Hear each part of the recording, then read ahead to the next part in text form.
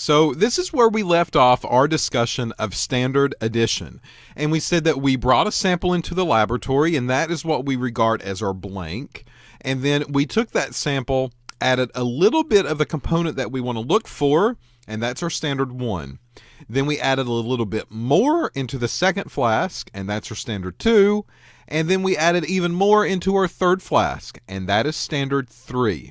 Now we got to know, what do we do with this data? What's it going to look like? Well, this is going to be very similar to a calibration curve. So the sample is going to have some type of readout, and I'm going to call this a signal.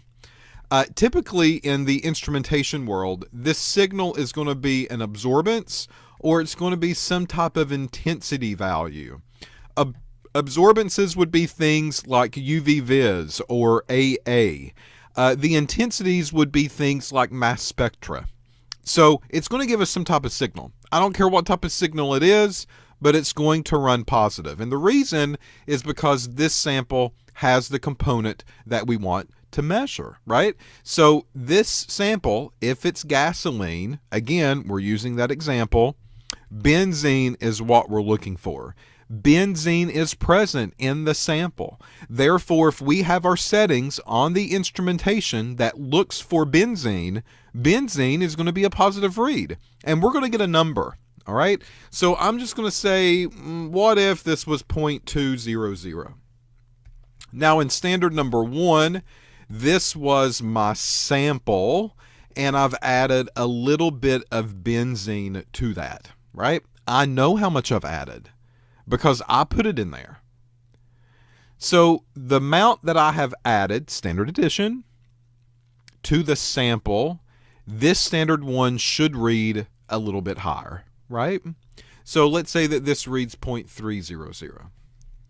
Standard number 2 was sample and even more benzene. Let's say this one reads 0.400. There's more benzene that's present, therefore the signal goes higher. Standard 3, same deal. My sample, benzene that I have put in, and there's even more of that one.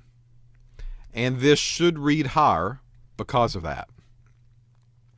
That is the general progression of any standard set, right?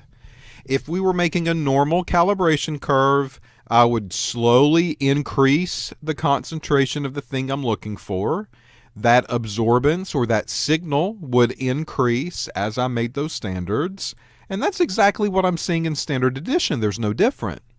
The only difference, really, is the solvent. That's it. So if this was my blank, in a normal calibration curve, my blank would read 0. But this sample, I didn't add any extra to it. That's what we refer to as the blank. The difference is that that blank, quote unquote, actually has a signal attached. So the calibration curve is going to look eerily similar for a standard addition graph. The difference is that my blank does not start at 0, 0, and up goes the trend line. That's what we've seen in all of the calibration curves, right? The difference here is that this 0 or this blank has signal. The reason is because I didn't add anything to it. It was already present. So my calibration curve maybe is going to start way up here, because that has a signal associated with it. 0.200 is what we said in that example, right? And then my standard 1 and my standard 2 and my standard 3, all of these ran a little bit higher and higher and higher. And I still get a linear calibration curve. No difference. It's just a little bit higher up off of the 0, 0 origin. That's it. So this is how we plot in Excel or plot a standard addition graph using software.